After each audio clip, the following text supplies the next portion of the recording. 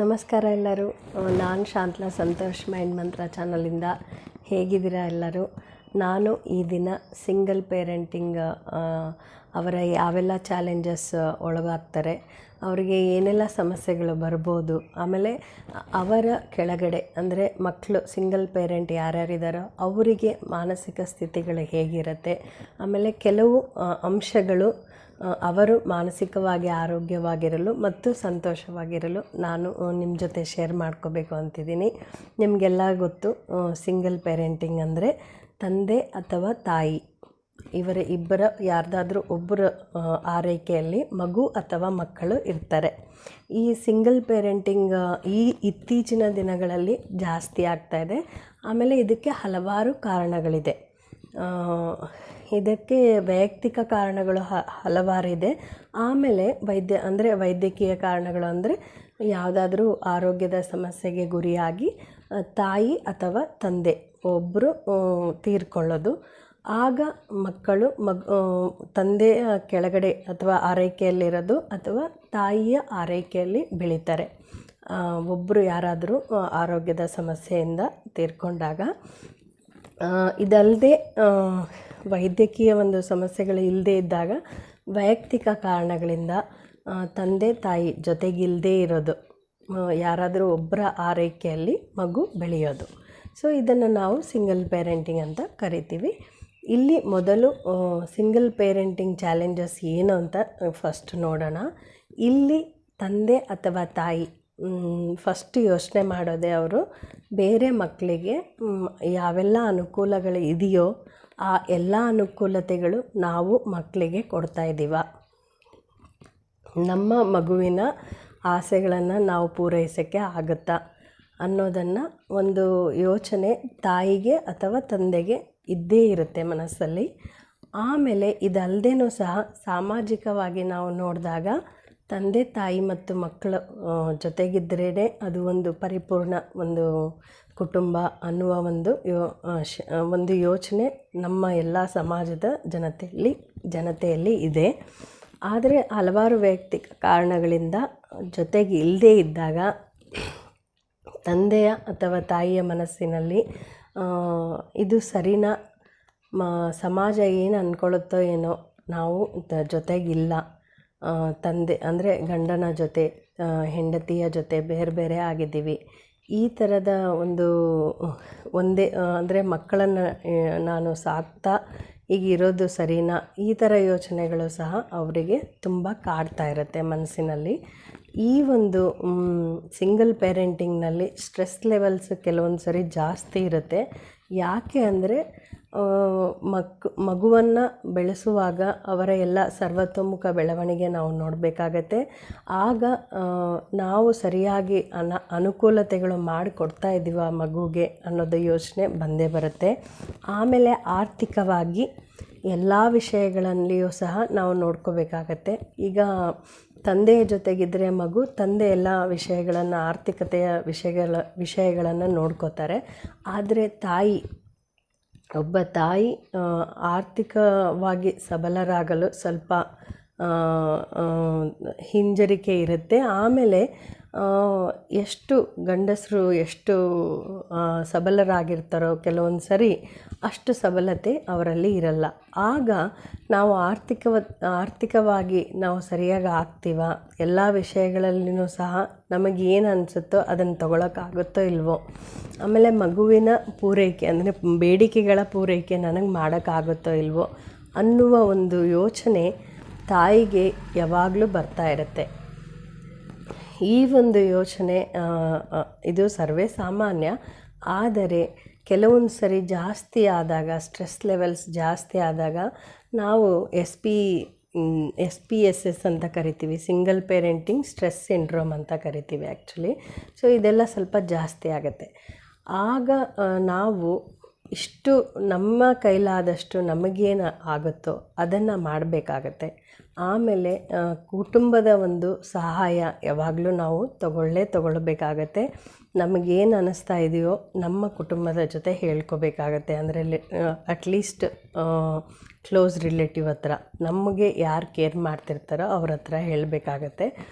So ಈ ಒಂದು ಪರಿಸ್ಥಿತಿಯಲ್ಲಿ ಮಾನಸಿಕ ಸ್ಥಿತಿಗತಿಗಳು ತಂದೆ ಮತ್ತು ತಾಯಿಯಲ್ಲಿ ತುಂಬ ಇದ್ದೇ ಇರುತ್ತೆ. ಈ ಯೋಚನೆಗಳು, ನಾವು ಸರಿಯಾಗಿ ಮಗುವನ್ನು ಬೆಳೆಸ್ತಾ ಇದ್ದೀವ, ಆಮೇಲೆ ನಾವು ಬೇರೆ ಪೇರೆಂಟ್ಸ್ ಥರ ಎಲ್ಲ ಒಂದು ಅನುಕೂಲತೆಗಳು ಮಾಡ್ತಾಯಿದ್ದೀವ ಮಗುವಿಗೆ, ಬೇರೆಯವ್ರ ಥರ ನಮಗೆ ಜೀವನ ಮಾಡೋಕ್ಕಾಗುತ್ತಾ, ಈ ಥರ ಯೋಚನೆಗಳು ಬಂದೇ ಬರುತ್ತೆ. ಸೊ ಮೊದಲು ಈ ಸ್ಟ್ರೆಸ್ ಲೆವೆಲ್ಸ್ನ ಕಡಿಮೆ ಮಾಡಬೇಕು ಅಂದರೆ ನಾವು ಈಗ ವಾಸ್ತವದ ಪರಿಸ್ಥಿತಿಯನ್ನು ಒಂದೊಂದು ಸರಿ ಒಪ್ಕೋಬೇಕಾಗತ್ತೆ. ಅದು ಏನೇ ಕಾರಣ ಇರಬಹುದು, ಈಗ ನೀವಿರುವ ಸ್ಥಿತಿಯನ್ನು ಆಕ್ಸೆಪ್ಟ್ ಮಾಡಬೇಕಾಗತ್ತೆ. ನಿಮಗೆ ಈ ಸ್ಥಿತಿಯಿಂದ ಹೊರಗಡೆ ಬರಬೇಕು ಅಂದಾಗ ಅದಕ್ಕೆ ಏನೆಲ್ಲ ಮಾಡಬೇಕೋ ಅದನ್ನು ಮಾಡಬೇಕಾಗತ್ತೆ. ಸಮಸ್ಯೆಯಿಂದ ಹೊರಗಡೆ ಬರೋಕ್ಕೆ ಏನೆಲ್ಲ ಮಾಡಬೇಕು ಅದನ್ನು ಮಾಡಬೇಕಾಗತ್ತೆ. ಇಲ್ಲಿ ತಂದೆ ಮತ್ತು ತಾಯಿ ಅವರು ಆರೈಕೆಯಲ್ಲಿರುವ ಮಕ್ಕಳಿನ ಮನಸ್ಥಿತಿ ನಿಜವಾಗ್ಲೂ ಒಂದೊಂದು ಸರಿ ತುಂಬ ಬೇಜಾರು ಆಗುತ್ತೆ. ಯಾಕೆ ಅಂದರೆ ಮಕ್ಕಳು ಯಾವಾಗಲೂ ತಂದೆ ತಾಯಿ ಮತ್ತು ಮಕ್ಕಳು ಹೀಗೆ ಪರಿಪೂರ್ಣವಾದ ಒಂದು ಕುಟುಂಬವನ್ನು ನೋಡ್ತಾ ಇರ್ತಾರೆ ಸಮಾಜದಲ್ಲಿ. ಅವರ ಗೆಳತಿಯರು ಅವರು ಶಾಲೆಯಲ್ಲಿ ಅದ್ರ ಬಗ್ಗೆ ಮಾತಾಡ್ತಿರಬಹುದು. ಸೊ ಅವರಿಗೆ ಹಲವಾರು ಸನ್ನಿವೇಶಗಳು ತಂದೆ ತಾಯಿ ಮಕ್ಕಳು ಹೀಗೆ ಕಾನ್ಸೆಪ್ಟ್ ಅವ್ರ ತಲೆಯಲ್ಲಿ ಇರುತ್ತೆ. ಸೊ ಅವ್ರಿಗೆ ಅನಿಸುತ್ತೆ, ನಮ್ಮ ತಾಯಿ ನನ್ನ ಜೊತೆಗಿಲ್ವಲ್ಲ, ಇಲ್ಲ ನಮ್ಮ ತಂದೆ ನಮ್ಮ ಜೊತೆಗಿಲ್ವಲ್ಲ. ಆಮೇಲೆ ಅವರಿಗೆ ಅದನ್ನು ಹೊರಗೆ ಹಾಕೋ ಅಷ್ಟು ಧೈರ್ಯ ಕೆಲವೊಂದು ಸರಿ ಇರಲ್ಲ. ಅಂದರೆ ಪೇರೆಂಟ್ ಎದುರುಗಡೆ ನಮಗೆ ಯಾಕೆ ನಮ್ಮ ತಂದೆ ಇಲ್ಲ, ನಮಗೆ ಯಾಕೆ ನಮ್ಮ ತಾಯಿ ಇಲ್ಲ, ನನಗೆ ಬೇಜಾರಾಗ್ತಾಯಿದೆ, ಹೀಗೆ ಅವರ ಭಾವನೆಗಳು ಹೊರಗೆ ಬರೋಕ್ಕೆ ಆಗಲ್ಲ ಕೆಲವೊಂದು ಸರಿ. ಕೆಲವು ಸ್ಟೂಡೆಂಟ್ಸ್ ಏನು ಮಾಡ್ತಾರೆ, ಶಾಲೆಗಳಲ್ಲಿ ಈಗೀಗ ನಗರ ಪ್ರದೇಶಗಳಲ್ಲಿ ನಿಮಗೆಲ್ಲ ಗೊತ್ತು ಸ್ಟೂಡೆಂಟ್ ಕೌನ್ಸಿಲರ್ಸ್ಗಳಿರ್ತಾರೆ. ಸೊ ಅವರ ಮುಂದೆ ನಿಜವಾಗ್ಲೂ ಕೆಲವು ಸ್ಟೂಡೆಂಟ್ಸ್ ಹೇಳ್ಕೊಳ್ತಾರೆ ಅವ್ರಿಗೆ ಏನೆಲ್ಲ ಮನಸ್ಥಿತಿ, ಅಂದರೆ ಮನಸ್ಸಿನಲ್ಲಿ ಏನೆಲ್ಲ ಇದೆ ಭಾವನೆಗಳು ಅನ್ನೋದನ್ನು. ಕೆಲವು ಮಕ್ಕಳು ಯಾರ ಹತ್ರನೂ ಹೇಳ್ಕೊಳ್ಳಲ್ಲ. ಸೊ ಅವರಿಗಾಗಿ ಆ ಒಂದು ಸಿಂಗಲ್ ಪೇರೆಂಟ್ ಮದರ್ ಅಥವಾ ಫಾದರ್ಗಾಗಿ ಈ ಒಂದು ವಿಡಿಯೋ, ಆಮೇಲೆ ಆ ಮಕ್ಕಳಿಗಾಗಿ ಈ ಒಂದು ವಿಡಿಯೋ ಮಾಡಬೇಕು ಅಂತ ನಾನು ಈ ವಿಡಿಯೋ ಮಾಡ್ತಾಯಿದ್ದೀನಿ. ಸೊ ನಿಮ್ಮ ಮನಸ್ಥಿತಿ ಏನಿದೆ ವಾಸ್ತವ ಪರಿಸ್ಥಿತಿಯಲ್ಲಿ ಅದನ್ನು ಬೇರೆಯವರಿಗೆ ನಿಜವಾಗ್ಲೂ ತಿಳಿಸಿ. ಆಮೇಲೆ ಮಕ್ಕಳು 12-13 ವರ್ಷ ಈಗ ಆ ಏಜಿಗೆ ಬಂದಾಗ ಈ ಪರಿಸ್ಥಿತಿಗೆ ಏನು ಕಾರಣಗಳು, ಆಮೇಲೆ ಅವರಿಗೆ ಹೇಳಬೇಕಾಗತ್ತೆ ಯಾಕೆ ಹೀಗಿದೆ ಪರಿಸ್ಥಿತಿ ಅಂತ. ಆಮೇಲೆ ಮಕ್ಕಳಿಗೆ ನಾವು ಏನು ಯೋಚನೆ ಮಾಡ್ತಿದ್ದೀವೋ ಅವರಿಗೆ ನಾವು ಏನು ಯೋಚನೆ ಮಾಡ್ತಿದ್ದೀವೋ ಅದರ ಸರಿಯಾಗಿ ಅವ್ರನ್ನ ತಿಳಿಸ್ಬೇಕಾಗತ್ತೆ. ವಿರುದ್ಧವಾಗಿ ತಿಳಿಸಿದ್ರೆ, ಅಂದರೆ ನಾನಿವಾಗ ಖುಷಿಯಾಗಿಲ್ಲ, ನಾನು ದುಃಖದಲ್ಲಿದ್ದೀನಿ ಅಂದ್ಕೊಳ್ಳಿ, ಇಲ್ಲ ನಾನು ಖುಷಿಯಾಗಿದ್ದೀನಿ, ಎಲ್ಲ ಸರಿಯಾಗಿ ಆಗ್ತಾಯಿದೆ, ಜೀವನ ಸರಿಯಾಗಿ ಹೋಗ್ತಾಯಿದೆ, ಆರ್ಥಿಕವಾಗಿ ನಾವು ಸಬಲರಿದ್ದೀವಿ, ಹೀಗೆ ವಿರುದ್ಧ ಪರಿಸ್ಥಿತಿಯನ್ನು ಮಕ್ಕಳಿಗೆ ಯಾವಾಗಲೂ ಹೇಳಬಾರ್ದು. ತಂದೆಯ ಸ್ಥಾನದಲ್ಲಿರುವವರು, ತಾಯಿಯ ಸ್ಥಾನದಲ್ಲಿರುವವರು ಮಕ್ಕಳಿಗೆ ವಾಸ್ತವ ಪರಿಸ್ಥಿತಿ ಏನಿದೆಯೋ ಅದನ್ನು ಹೇಳಿ. ಅದು ಏನೇ ಇರ್ಬೋದು ಅದನ್ನು ಆಕ್ಸೆಪ್ಟ್ ಮಾಡ್ಕೊಳ್ಳೋ ಒಂದು ಮನಸ್ಥಿತಿ ಅವರಿಗೆ ಬರೋ ಥರ ನಾವು ಸಕಾರಾತ್ಮಕವಾಗಿ ಹೇಳಬೇಕಾಗತ್ತೆ. ಇಲ್ಲ ಅಂದರೆ ನಾವು ಗೊಂದಲದಲ್ಲಿರ್ತೀವಿ, ಮಕ್ಕಳು ಸಹ ಬಹಳ ಗೊಂದಲದಲ್ಲಿ ಇರ್ತಾರೆ. ಅವರಿಗೆ ಹಲವಾರು ಪ್ರಶ್ನೆಗಳು ಅವರ ಮನಸ್ಸಿನಲ್ಲಿರುತ್ತೆ. ಯಾಕೆ ನಮ್ಮ ತಂದೆ ಅಥವಾ ತಾಯಿ ಜೊತೆಗಿಲ್ಲ, ನಾವು ಯಾಕೆ ಹೀಗಿದ್ದೀವಿ. ಆಮೇಲೆ ಅವರಿಗೆ ಖಿನ್ನತೆ ಸ್ಟಾರ್ಟ್ ಆಗುತ್ತೆ, ನಾವು ಬೇರೆಯವ್ರ ಥರ ಇಲ್ಲ. ಆಮೇಲೆ ಒಂದು ಸಮಾಜದಲ್ಲಿ ನಾವು ಸರಿಯಾಗಿದ್ದೀವೋ ಇಲ್ವೋ ಅನ್ನುವ ಒಂದು ಯೋಚನೆ ಸಹ ಬರುತ್ತೆ. ಈ ಥರ ಹಲವಾರು ಗೊಂದಲಗಳು ನಾವು ಸರಿಯಾಗಿ ತಿಳಿಸದೇ ಇದ್ದಾಗ ಮಗುವಿಗೆ ನಮ್ಮ ವಾಸ್ತವ ಪರಿಸ್ಥಿತಿ ಅವರಿಗೆ ಬಹಳ ಗೊಂದಲ ಉಂಟಾಗತ್ತೆ. ಸೊ ತಂದೆ ಸ್ಥಾನದಲ್ಲಿರ್ಬೋದು ಅಥವಾ ತಾಯಿಯ ಸ್ಥಾನದಲ್ಲಿ ಯಾರೇ ಇರ್ಬೋದು, ಸಿಂಗಲ್ ಪೇರೆಂಟ್, ಪ್ಲೀಸ್ ಮಕ್ಕಳಿಗೆ ನಿಮ್ಮ ಒಂದು ಪರಿಸ್ಥಿತಿಯನ್ನು ಹೇಳಿ. ಆಮೇಲೆ ನಾವು ಒಬ್ಬರೇ ಇದ್ದೀವಿ ಅಂದರೆ ತಂದೆ ನಾನೊಬ್ಬನೇ ಇದ್ದೀನಿ ನೋಡ್ಕೊಳ್ಳೋಕ್ಕೆ, ಆಮೇಲೆ ನನಗೆ ಏನೇನು ಕೇಳ್ತಾರೋ ಮಕ್ಕಳು ಅದನ್ನೆಲ್ಲ ನಾನು ಪೂರೈಸಬೇಕು ಅನ್ನುವ ಒಂದು ತಪ್ಪು ಕಲ್ಪನೆಯಲ್ಲಿ ನಿಜವಾಗ್ಲೂ ಇರೋಕ್ಕೆ ಹೋಗಬೇಡಿ. ಮಕ್ಕಳು ಕೇಳಿದ್ದೆಲ್ಲ ನೀವು ನಾವು ಇಲ್ಲ ಅಂತ ಹೇಳಬಾರ್ದು. ನಾವಿರೋದೇ ಸಿಂಗಲ್ ಪೇರೆಂಟ್ ಇದ್ದೀವಿ, ಅವರಿಗೆ ಯಾವುದೇ ಒಂದು ಅನಾನುಕೂಲತೆಗಳು ಇರಲೇಬಾರ್ದು, ಎಲ್ಲ ಅನುಕೂಲತೆಗಳು ಮಾಡಬೇಕು, ಅವ್ರು ಹೇಳಿದ್ದೆಲ್ಲ ಕೇಳಬೇಕು, ಅತಿಯಾದ ಪ್ರೀತಿ, ದುಂದು ವೆಚ್ಚ, ಆಮೇಲೆ ಅವ್ರು ಹೇಳಿದ್ದಕ್ಕೆಲ್ಲನೂ ಎಸ್ ಅಂತ ಹೇಳೋದು, ಇದು ಜಾಸ್ತಿ ಆಗ್ತಾಯಿದೆ ಸಿಂಗಲ್ ಪೇರೆಂಟಲ್ಲಿ. ಈಗ ಕೆಲವರು ಫುಲ್ ನೆಗ್ಲೆಕ್ಟೆಡ್ ಆಗಿರ್ತಾರೆ, ಅಂದರೆ ಏನು ಹೇಳಿದ್ರೂ ಸಹ ಮಕ್ಕಳು ಅದಕ್ಕೆ ರೆಸ್ಪಾನ್ಸ್ ಕೊಡ್ತಿರಲ್ಲ, ಆಮೇಲೆ ಅದ್ರ ಬಗ್ಗೆ ಯೋಚನೆ ಮಾಡ್ತಿರಲ್ಲ. ಹೀಗೆ ತದ್ವಿರುದ್ಧ ಇದ್ದೇ ಇದೆ. ಆದರೆ ಸಿಂಗಲ್ ಪೇರೆಂಟ್ ಅವರಿಗೆ ನಾನು ಅಂದರೆ ಒಂದು ಟಿಪ್ ಏನಂತ ಹೇಳಿದ್ರೆ, ನಿಮಗೆ ಮಿತಿಮೀರಿ, ಅಂದರೆ ನಿಮಗೆ ಕೈಲಾದಷ್ಟು ಮಾಡೋದು ಓಕೆ, ಆದರೆ ನಿಮ್ಮ ಕೈ ಮೀರಿ ಜಾಸ್ತಿ ಅನುಕೂಲತೆಗಳು, ನೀವು ಒತ್ತಡ ತಗೊಂಡು ನಮ್ಮ ಮಕ್ಕಳು ಏನೇ ಒಂದು ಕೊರತೆ ಅನುಭವಿಸ್ಲೇಬಾರ್ದು ಅಂತ ಹೇಳಿ ಅವರಿಗೆ ಮಿತಿಮೀರಿ ಅನುಕೂಲತೆಗಳು ಮಾಡಿದ್ರೆ, ಅವರಿಗೂ ಸಹ ಭಾವನೆಗಳ ಒಂದು ಸ್ಟೆಬಿಲಿಟಿ, ಹೇಗೆ ಎಮೋಷ್ನಲ್ ಸ್ಟೆಬಿಲಿಟಿ ಜೀವನದಲ್ಲಿ ಅಳವಡಿಸ್ಕೋಬೇಕು, ಬೇಜಾರಾದಾಗ ಅದನ್ನು ಹೇಗೆ ಬೇರೆಯವ್ರ ಹತ್ರ ಹೇಳಬೇಕು, ಆಮೇಲೆ ಯಾವುದೇ ಒಂದು ವಸ್ತು ಸಿಗದೇ ಇದ್ದಾಗ ಹೇಗೆ ಜೀವನವನ್ನು ನಡೆಸಬೇಕು, ಈ ಥರದ್ದೆಲ್ಲನೂ ಚಿಕ್ಕ ಚಿಕ್ಕ ವಿಷಯಗಳು ಅರ್ಥ ಆಗೋದಿಲ್ಲ. ಇದನ್ನು ಮಾಡಿಸ್ಬೇಕಾಗಿರೋದು ಪೇರೆಂಟ್. ಸೊ ಇಲ್ಲಿ ತಂದೆ ಮತ್ತು ತಾಯಿ ಯಾರೇ ಒಬ್ಬರು ನೋಡ್ಕೊಳ್ತಾ ಇದ್ದಾರೆ, ಆರೈಕೆ ಮಾಡ್ತಾ ಇದ್ದಾರೆ ಮಕ್ಕಳಿಗೆ, ಅವರಿಗೆ ಕರೆಕ್ಟಾಗಿ ಹೇಳಬೇಕಾಗತ್ತೆ. ಇದರಿಂದ ತುಂಬ ಅನುಕೂಲತೆಗಳು ನಿಮಗೂ ಆಗುತ್ತೆ ಮತ್ತು ಮಗುವಿಗೂ ಆಗುತ್ತೆ. ಮಕ್ಕಳು ಸರಿಯಾದ ಸಮಯಕ್ಕೆ ಮತ್ತು ಸರಿಯಾಗಿ ಯೋಚನೆ ಮಾಡುವ ಒಂದು ಶಕ್ತಿಯನ್ನು ಅವರು ಪಡೆದುಕೊಳ್ತಾರೆ ಇದರಿಂದ. ಆಮೇಲೆ ಹಲವಾರು ಗೊಂದಲಗಳು ಇದರಿಂದ ದೂರ ಆಗುತ್ತೆ.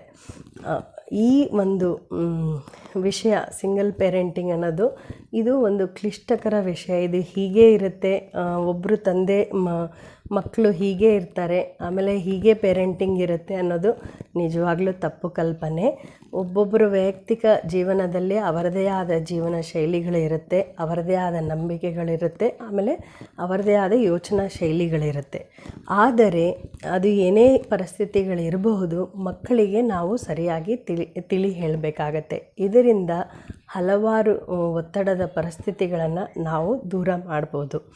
ಆಮೇಲೆ ಇನ್ನೊಂದು ಮುಖ್ಯವಾದ ಅಂಶ ಅಂದರೆ, ಈಗ ತಂದೆ ಕೆಲವೊಂದು ಸರಿ ಹಲವಾರು ಕಾರಣಗಳಿಂದ ತಾಯಿಯ ಜೊತೆಗಿರಲ್ಲ. ಆಗ ಮಕ್ಕಳು, ಅದು ಹೆಣ್ಣು ಮಗು ಇದ್ದಾಗ, ಹೆಣ್ಣು ಮಗುವಿಗೆ ಒಂದು ತಂದೆಯ ಜೊತೆಗೆ ನಿಜವಾಗ್ಲೂ ಅವಿನಾಭಾವ ಸಂಬಂಧ ಇರುತ್ತೆ. ಆದರೆ ತಂದೆಗೆ ಎಲ್ಲೋ ಒಂದು ಹತ್ರ ತಾಯಿಯ ಪ್ರೀತಿ ಕೊಡೋಕ್ಕಾಗುತ್ತೋ ಇಲ್ವೋ, ನಾನು ಎಲ್ಲ ಒಂದು ಭಾವನೆಗಳನ್ನು ಅರ್ಥ ಮಾಡ್ಕೊಳಕ್ಕಾಗುತ್ತೋ ಇಲ್ವೋ ಅಂದರೆ ಮಗಳದು ಅಂತ ಯೋಚನೆ ಮಾಡ್ತಾಯಿರ್ತಾರೆ. ನಿಜವಾಗ್ಲೂ ಆ ಯೋಚನೆ ಬೇಡ. ಯಾವುದೇ ಒಂದು ಮಗು ತಂದೆ ಮತ್ತು ತಾಯಿಗೆ ಸಮನಾದ ಒಂದು ಪ್ರೀತಿ ಅದು ನೋಡ್ತಾ ಇರುತ್ತೆ. ಮಗು ನಾವು ಆ ಮಕ್ಕಳಿಗೆ, ಅಂದರೆ ಹೆಣ್ಮಕ್ಕಳಿಗೆ, ಈಗ ತಂದೆ ಆರೈಕೆಯಲ್ಲಿರುವವರಿಗೆ ನೀವು ಅದಕ್ಕೆ ಆತ್ಮವಿಶ್ವಾಸವನ್ನು ಜಾಸ್ತಿ ಮಾಡಬೇಕಾಗತ್ತೆ. ನೀವು ಅದ್ರ ಜೊತೆಗೆ ಅಂದರೆ ಮಗಳ ಜೊತೆಗೆ ಮಾತಾಡಬೇಕಾಗತ್ತೆ. ಆಮೇಲೆ ಯಾವುದೇ ಒಂದು ಸಮಸ್ಯೆ ಬಂದಾಗ ನೀನು ತಂದೆ ಹತ್ರ ಹೇಳಬೇಕು, ಏನು ಮುಚ್ಚುಮರೆ ಬೇಡ, ನಾನಿದ್ದೀನಿ ಅನ್ನುವ ಒಂದು ಧೈರ್ಯದ ಮಾತುಗಳು ನಿಜವಾಗ್ಲೂ ಮಗು ನಿಜವಾಗ್ಲೂ ಅದಕ್ಕೆ ಅನುಕೂಲ ಆಗುತ್ತೆ. ಆಮೇಲೆ ಈ ಮಾತುಗಳು, ಅದು ಏನೇ ಭಾವನಾತ್ಮಕವಾಗಿ ಸಮಸ್ಯೆಗಳಿರ್ಬೋದು, ಅಥವಾ ಏನೋ ಒಂದು ಜೀವನದಲ್ಲಿ ಸಮಸ್ಯೆ, ಅಂದರೆ ಓದಬೇಕಾದ್ರೆ ಶೈಕ್ಷಣಿಕವಾಗಿ ಯಾವುದೇ ಒಂದು ಯೋಚನೆ ಅದರ ತಲೆಯಲ್ಲಿ ಬಂದಾಗ ನಿಮ್ಮ ಜೊತೆ ಆ ಮಗು ಹಂಚ್ಕೊಳ್ಳುತ್ತೆ. ತಾಯಿ ತಂದೆ ಇಬ್ಬರು ಒಂದೇ ಅನ್ನೋದು ಅವರಿಗೂ ಸಹ ಸ್ವಲ್ಪ ವರ್ಷ ಆದಮೇಲೆ ನಿಜವಾಗ್ಲೂ ಗೊತ್ತಾಗತ್ತೆ.